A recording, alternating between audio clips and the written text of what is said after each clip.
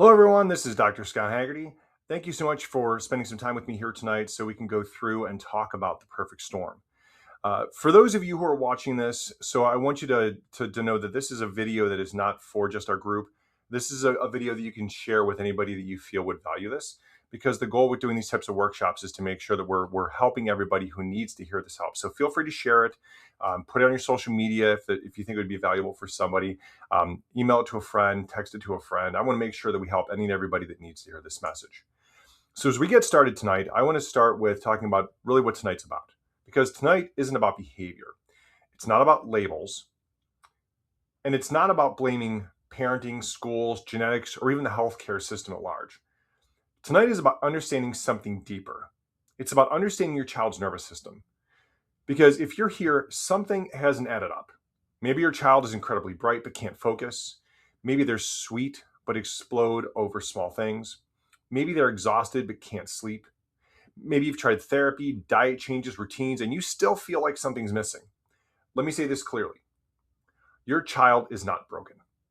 And what you are seeing is not at all random. There is a structure to the storm. And once you see the structure, everything else starts to make sense. So let's zoom out.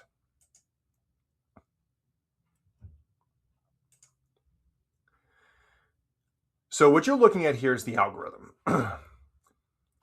What's nice about this is it's predictable. We see pregnancy as the setup, the stress of pregnancy, which can be so much. Then there's labor and delivery, which is oftentimes the initial injury. Infancy, which is the signal, something's off. And then childhood is when we see the storm. Most families only really see the storm, but storms don't start in childhood. What they do is they build. Stress during pregnancy, all types of stress, chemical, physical, mental, neuroemotional stress, affect development. Birth introduces neuromechanical stress. Infancy shows early signs of dysregulation, things like colic, reflux, constipation, poor sleep. Then childhood is when it starts to become loud. That's the ADHD, the anxiety, the sensory overload, so on and so forth. This is what we call the 3 T's: traumas, toxins, and thoughts, or chemical, physical, mental, and emotional stress. And what we know is that cumulative stress creates a snowball effect. We don't grow out of it, we grow into new symptoms. So let's look here in this next slide at the first major inflection point, so this makes more sense. We know that birth is miraculous, birth is powerful, birth is necessary. But birth is also one of the most neuromechanically intensive events the human body ever experiences, for mom and for baby. During labor, the baby's head rotates, compresses, flexes, extends, and experiences high forces of traction as it moves through the birth canal. Look at this image. There's a twist, there's axial traction, which is pulling, there is compression. There's so many different forces the baby's body is experiencing. Even in completely normal vaginal births, these things are still there. Now you add in things like long labors, induction with the force of contraction increasing due to Pitocin, or the extreme force of vacuum extractors or forceps, or cesarean section extractions, which have become so incredibly common these days, and then cord complications, everything from cord wrapping and beyond. With each one of these, the force dramatically increases. Now, here's what matters in this scenario neurologically. The upper cervical spine, the top of the neck, it surrounds and protects the brainstem. The brainstem is responsible for regulating heart rate, breathing, digestion, muscle tone, state regulation, and it houses the nuclei of the vagus nerve, which we're going to dive deep into here. And we're not talking about fractures. We're talking about altered sensory input. And listen, in neurology, input drives output. If the brainstem receives distorted mechanical stress signals, it adapts.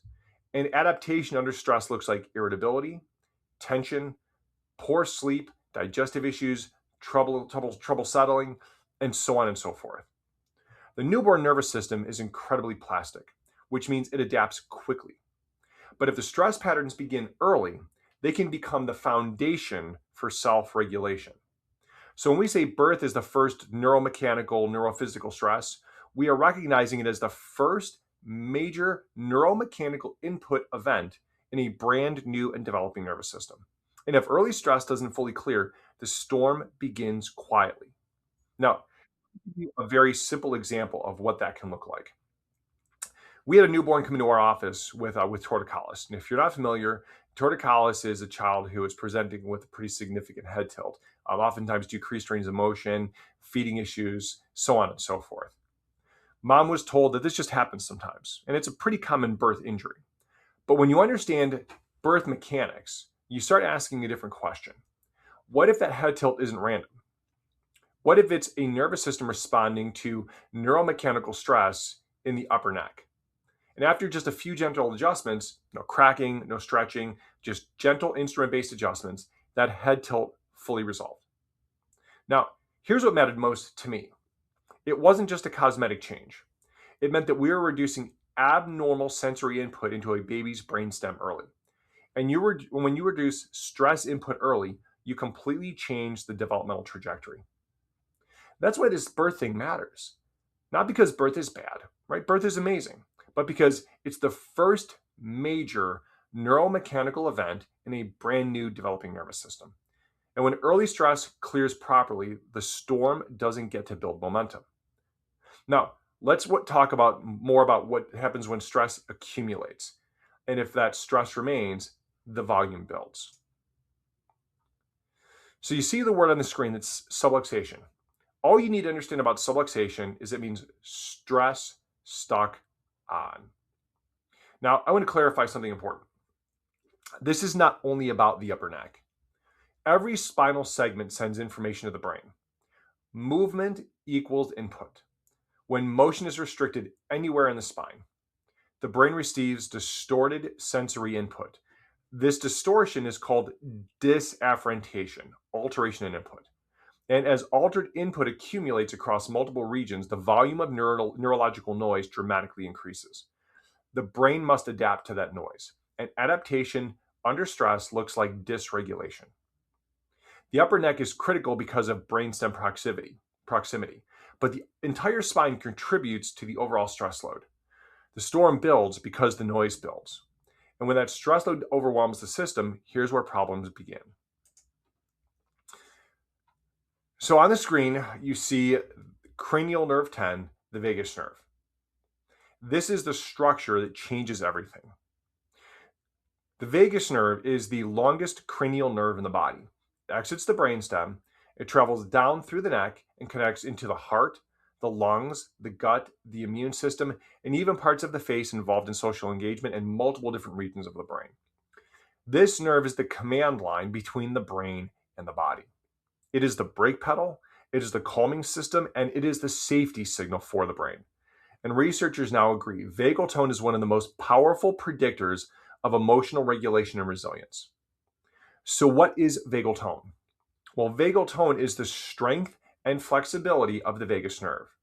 High vagal tone means the body can calm quickly, the heart rate adjusts smoothly, digestion works properly, the immune system properly regulates inflammation, and the child can shift from upset back to calm normally. What low vagal tone means is difficulty calming, high baseline stress and anxiety, digestive dysfunction, immune dysregulation, and emotional volatility. But here's where it gets powerful. Research consistently shows these same things. Children with ADHD tend to have lower heart rate variability, which is a direct and distinct measurement of vagal tone. Children with anxiety disorders show reduced vagal regulation and exaggerated stress responses. Children with autism spectrum disorder diagnoses often demonstrate autonomic imbalances, specifically reduced parasympathetic/vagal activity all across HRV markers. Even depression in adolescence is strongly correlated with lower HRV and vagal nerve dysfunction. Folks, this is an alternative. This is mainstream neurophysiology. When vagal tone drops, the nervous system defaults to protection mode. It's fight, flight, freeze.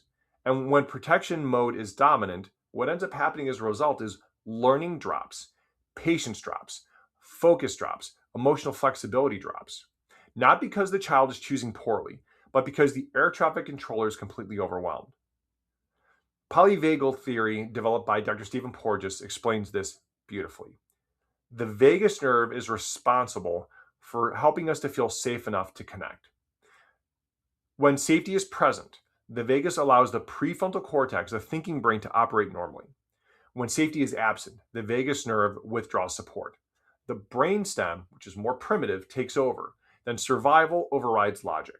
And that's why a child can be brilliant one moment and completely dysregulated in the next.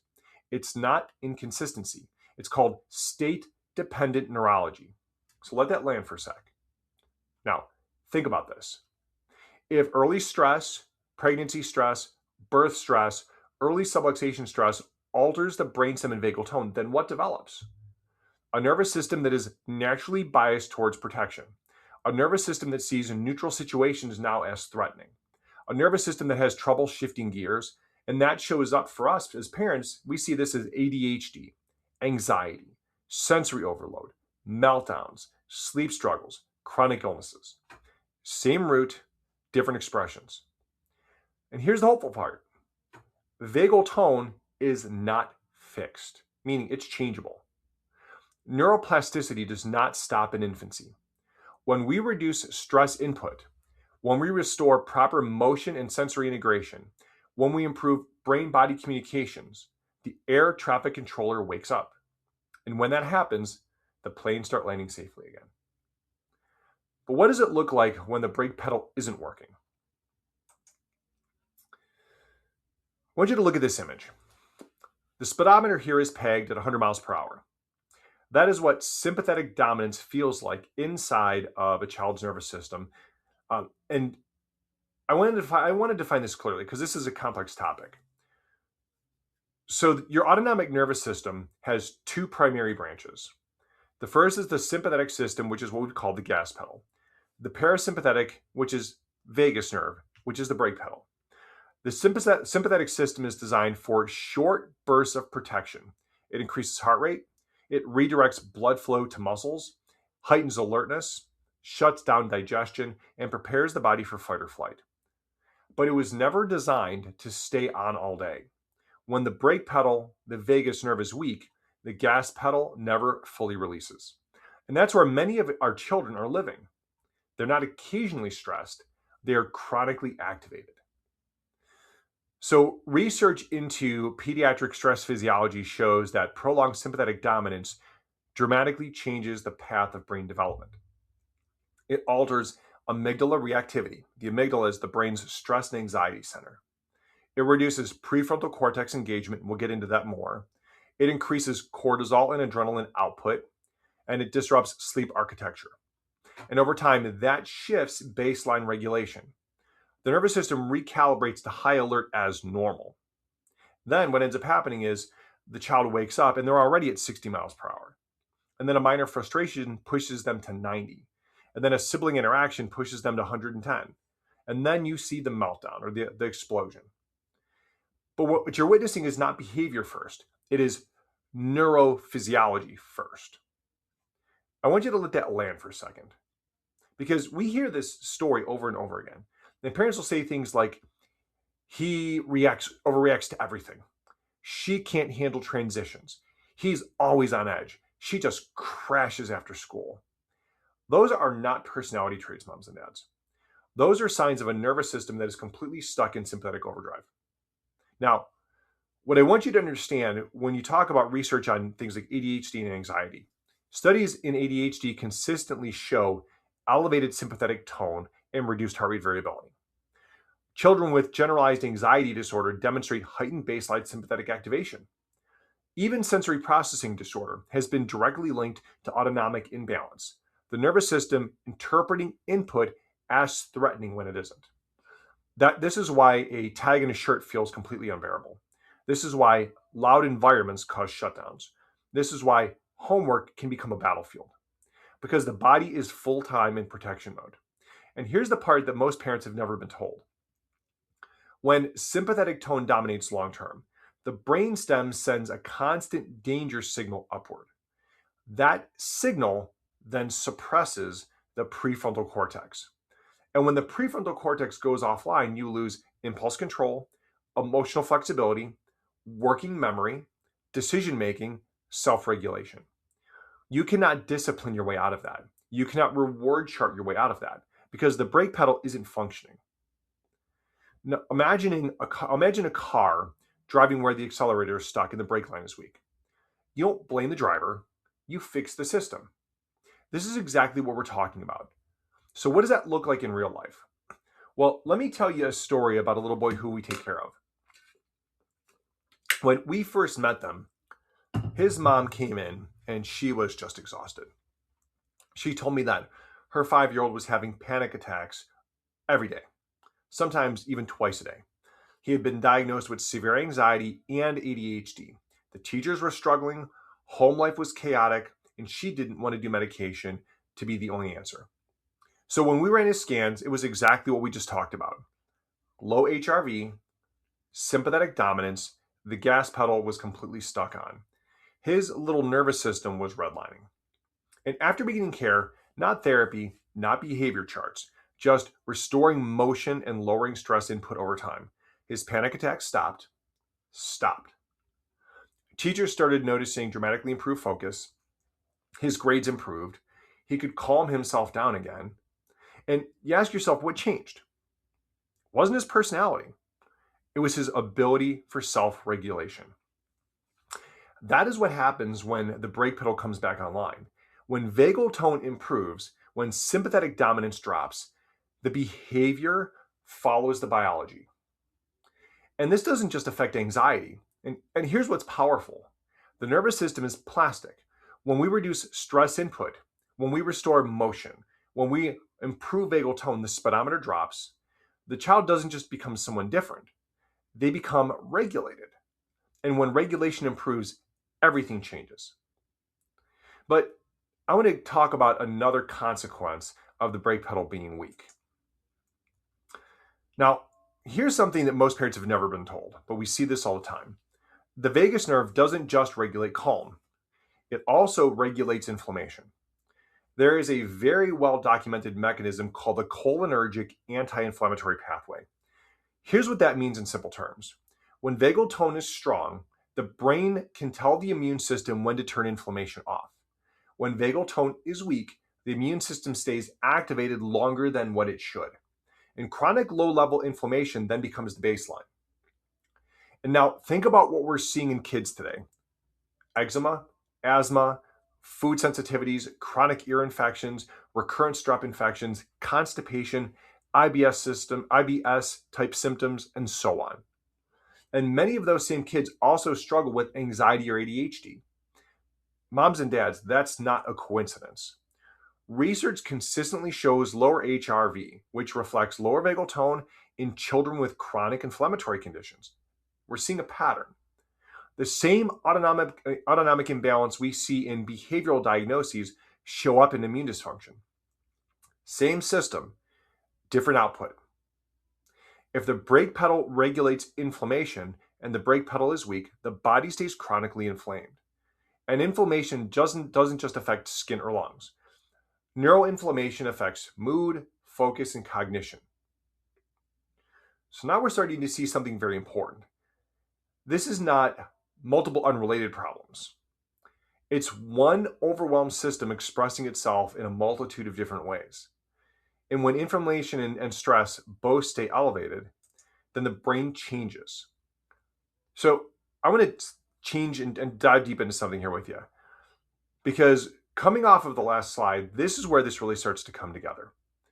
This slide is about brain hierarchy.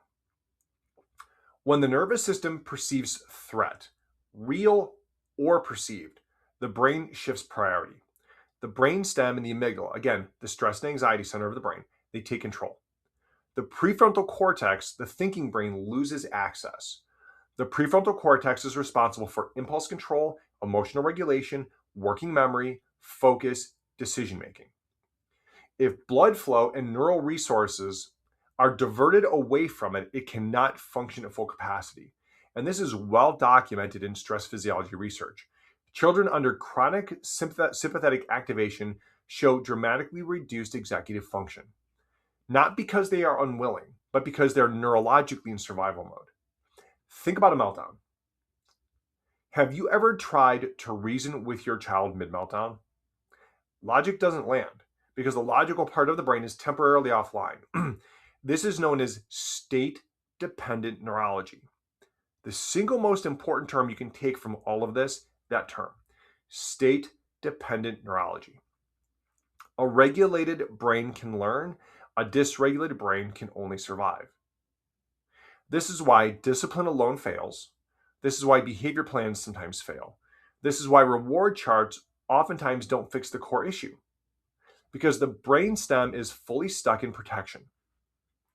So you have to ask yourself at some point, well, okay, that's all fine and dandy, but how do we measure this? Well, I want to explain to you what we do. And if you're a patient here, you've seen this, but for those of you who have not, I want to dive into this because I think it's important. And if you are a patient, this will give you probably greater clarity about why we do the scans. So here's the point where we move from theory into measurement. Insight scans allow us to see what the nervous system is doing objectively. It's composed of three components: HRV, heart rate variability; SEMG, surface electromyography; spinal thermography. Now let's break down each one of these individually. HRV specifically measures adaptability. High HRV equals strong vagal tone. Low HRV equals a rigid, stressed system. This is one of the most studied biomarkers of autonomic functioning in the entire world. Low HRV has been directly correlated with ADHD, anxiety, depression, autism spectrum disorders, and chronic inflammatory disorders. We are not guessing regulation. We are measuring it. SEMG measures motor tone patterns along the spine. High tension patterns reflect strong sympathetic dominance. Uneven patterns reflect disafferentation and compensation. Spinal thermography measures autonomic balance between left and right sides of the body. And this is important because this is brain-sidedness as well. Because what ends up happening is that the right side of the brain monitors the left side of the body. The left side of the brain monitors and controls the right side of the body. So these scans show us patterns. It helps us to see when patterns of stress are locked in. And what patterns do is they tell us stories. And the stories are incredibly consistent. And this is why this becomes so powerful. This first one here is one that we have nicknamed the raging bull pattern. This is the classic sympathetic dominance. On surface EMG, we see high tension top to bottom across the spine. On HRV, we see very low adaptability. These kids are stuck in gas mode. Symptoms with this oftentimes will include hyperactivity, explosive behavior, defiance, impulsivity, trouble falling asleep, seeking constant movement, difficulty settling. Parents will say things like, "He is always on. She can't stop moving. It is like he has a motor inside." This motor is classic sympathetic overdrive. It's not personality, it is straight physiology. And if we don't address it at the nervous system level, then this will never change. This next one here is a pattern that we call the drunken bull pattern. Now, this is what is classically seen as parasympathetic exhaustion. These kids are not hyper, they are depleted. HRV is low because adaptability is exhausted. Surface EMG may show very inconsistent tone, what we call poor patterns. Classic symptoms are things like low energy, poor coordination, frequent illnesses, brain fog, slow processing mentally. Parents will say things like, "He just seems tired all the time. She just totally spaces out." Or, "He gets sick constantly." Moms and dads, that's not laziness. That's a system that is burned through all of its reserves. And then, last but not least, there is the most complex of the patterns. This is the one that we call the drunken raging bull pattern. It's the mixed. This is total dysautonomia or dysregulation in the autonomics. And it's most commonly seen in children that are on the spectrum, but not in any way, shape, or form exclusively. This presents with high tension, low and altered core tone, low adaptability, and minimal reserves. These are the kids who oftentimes are heavy sensory seekers, a lot of stimming behaviors. They can explode, then crash. They oftentimes struggle socially, oftentimes feel very anxious, oftentimes will completely shut down. These kids are classically the most disconnected kids. One moment they can be very hyper, the next moment they're withdrawn. And parents often say, "I never know which version of my child I'm going to get from day to day." The scans show us exactly why. The system has lost flexibility, and flexibility ultimately is the goal. So how do we restore flexibility? Well, so what we need to do is we need to restore neural slack. And here what we do is we don't crack backs. What we do is we restore motion. And here's what that means neurologically. Proper joint motion increases proprioceptive input or healthy sensory input. That input travels through the brainstem to the cerebellum to the cortex. When healthy input increases, distorted input decreases. As distorted input decreases, neurological noise lowers. When neurological noise lowers, integration improves. When integration improves, regulation improves. This isn't about fixing a bone. It's about improving brain-body communication. And the research heavily supports this. Dr. Heidi Horvick, a New Zealand-based neurophysiologist researcher, has shown that chiropractic adjustments dramatically change brain function. Functional MRI studies show altered cortical activation post-adjustment. A Denmark hospital study done in 2015 showed a 20% immediate increase in prefrontal cortex activity after a single session. That matters because the prefrontal cortex is executive control. It's what controls impulse control. It's what controls focus. It's what controls emotional regulation. It's what controls inhibiting the stress response. When input improves, brain integration improves. And what's nice is that is measurable. And measurable, honestly, is what I perceive as hopeful. Now, what I want you to understand is, for us, when we look at all of these measurements, right, things like the heart rate variability, these help us to really understand what the potential for change is. Because in this case here, the HRV, right, this HRV is more global in nature. HRV is the gold standard for measuring adaptability.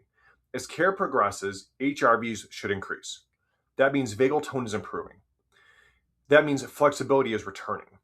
That means resilience is slowly and surely and gradually building. Parents will often say things like, he just seems calmer in his own skin. She is handling things better. He's not exploding like before. Or more advanced things like, hey, we're seeing more social interaction. We're seeing speech improve. We're seeing less stimming. We're seeing that he or she is sleeping better. And we can show that objectively, which is cool because as we see this, we're seeing constant changes and reorganization in brain architecture. We're seeing improvements in adaptability. And moms and dads, that's just straight up powerful. So this presentation isn't about convincing you of something new. It was about helping you to see what has been there all along, but maybe you've never been told. The storm is a cumulative neurological stress altering regulation over time. What's great about regulation is regulation can be restored. My goal for doing this presentation for you was clarity, because I believe clarity changes families. I also don't want you to know is that no matter what your child's going through, your child is not broken. Their nervous system is overwhelmed, and overwhelmed systems cannot self-regulate.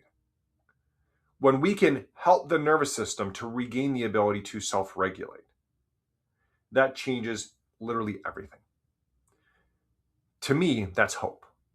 To me, understanding this is answers. And knowing what can be done, that's the real help that I think all of us are searching for. So my hope for each of you is that this give you new insights into what is happening, new ways that you can help. If you're a patient, hopefully it gives you a greater understanding of why we do what we do. If this is something that you know somebody you're thinking of right now, thinking, my gosh, this is something that my friend needs to hear about, share this with them. And if they want to learn more, just have them contact our office. We're glad to go and talk to anybody that you refer. But we want to make sure as many people as possible know this information because it's crucial for us to be able to reach and help as many families to get them this information because many parents have tried so many different things and they get stuck and they don't know where else to turn.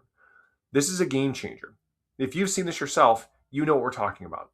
So I hope this gave you help. I would love your feedback. As you watch this in the group, put your comments below. Let us know what you think. I would love to go and hear your feedback. I would love to go and know what your thoughts, any insights you gained from this. Tell me more about this, okay? God bless you guys. Thank you so much for watching this, and I will see every one of you soon.